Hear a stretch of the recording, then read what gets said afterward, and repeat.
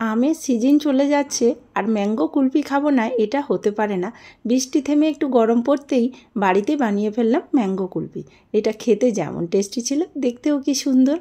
एर जन्य प्रथमे कड़ाईते अल्प घी दिए कयेकटा काजू बादामके एकटु लाल लाल करे भेजे निलाम। काजू बादामगुलो भाजा हये गेले ठंडा करे मिक्सिंग कन्टेनारेर मধ্যে निये निलाम और अल्प परिमाण दूध दिए एटा एकटु दाना दाना करे पेस्ट करे निलाम।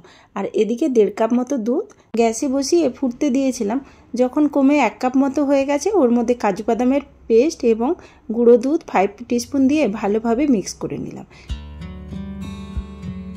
দুধটা এখন হাই ফ্লেমে ভালোভাবে ফুটিয়ে একদম গাঢ় করে নিয়েছি। এদিকে একটা বড় সাইজের আম নিয়েছি। আমের মুখটা এইভাবে কেটে নিতে হবে। মুখটা কিন্তু একটু বড় রেখেই কাটতে হবে। এখন পালা ভেতরের গুটলিটা বের করা।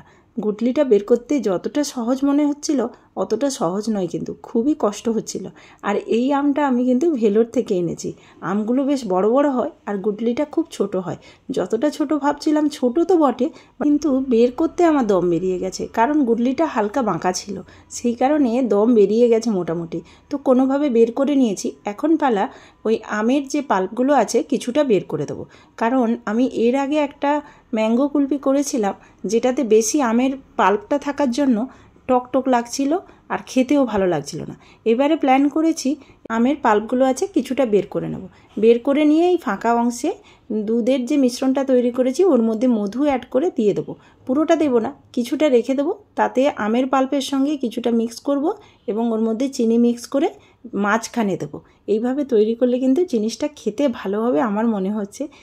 গুটলিটা থেকে যে আমের পাল্পগুলো ছিল ওগুলো ভালো করে বের করে নিয়ে এবার গুটলিটা ওই দুধের মিশ্রণের মাঝখানে দিয়ে দেবো, মানে যাতে একটা হোল তৈরি করে। এটা এখন 6 ঘন্টা মতো আমি ডিপ ফ্রিজে রেখে দেবো। আর এই যে আমের পাল্পটা তৈরি করেছি এটা নর্মাল ফ্রিজে রেখে দেবো। 6 ঘন্টা পরে বের করে এনেছি। এখন ভেতরে মিল্কটা ভালোভাবে বসেনি, তবুও এখন আমের গুটলিটা বের করে চামচ দিয়ে মিল্কটা সেট করা যাবে।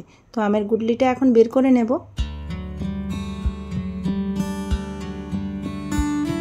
দেখুন বেশ সুন্দর করে আমের ভেতর একটা কিন্তু জায়গা তৈরি করা হয়েছে। ওর মধ্যে 3 চামচ মতো আমের মিশ্রণ দিয়ে উপরে কভার দিয়ে 24 ঘন্টা মতো ডিপ ফ্রিজে রেখে দেবো।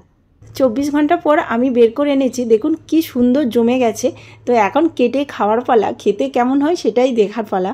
তো প্রথমে আমি যেটা ভাবছিলাম যে এইভাবে ছাড়িয়ে নেওয়া যাবে, কিন্তু না, আমের খোসা এমনিতেই ছেড়ে যাচ্ছিল। যেহেতু এখানকার আম নয় তাই খোসাগুলো খুবই পাতলা হয় এবং ওরকমভাবে ছাড়ানো যায় না, হাত দিয়েই ছাড়াতে হচ্ছিল।